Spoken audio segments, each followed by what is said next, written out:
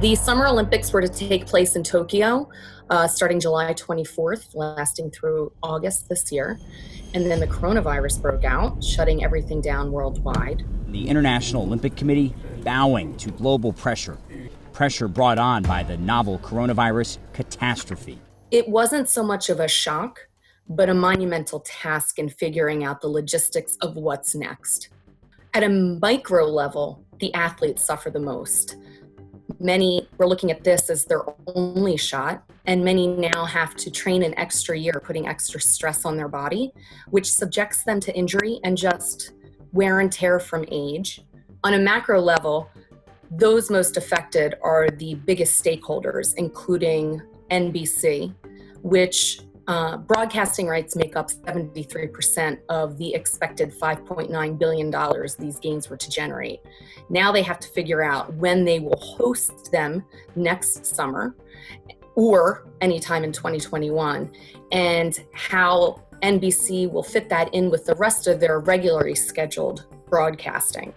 So companies spend money on, when they spend money for the Olympics, they'll spend money on sponsorships, on activation around those sponsorships, so social media, ad spots, new product launches, and holistically we know that the impact to consumers is much greater if they spend across multiple channels, and that's typically what advertisers will do to maximize the impact of that Olympic sponsorship or that Olympic advertising effect. So advertisers were expected to spend $1.2 billion on these summer gains.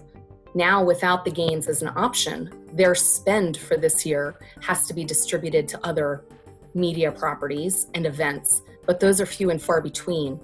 So they're left without the platform of the Olympics, which is the second biggest sporting event in the world. It's a huge loss of bringing folks together where you have multiple global reach that you would never have for years. Big companies and small companies will be impacted, but the smaller players may not have the budgets to really bolster their brand during this downturn that we're experiencing right now. What I hope to happen is that advertisers don't hold back on that spend, on that connection with consumers, because they're worried consumer confidence is down, because what will then occur is a vicious cycle of less spending, less innovation, less opportunity to connect with the customer, and less sales overall for everyone. The conservative estimate that these gains would cost is $15 billion.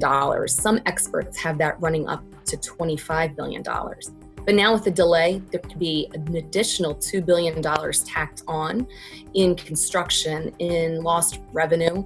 And so these could be the second costliest gains in history.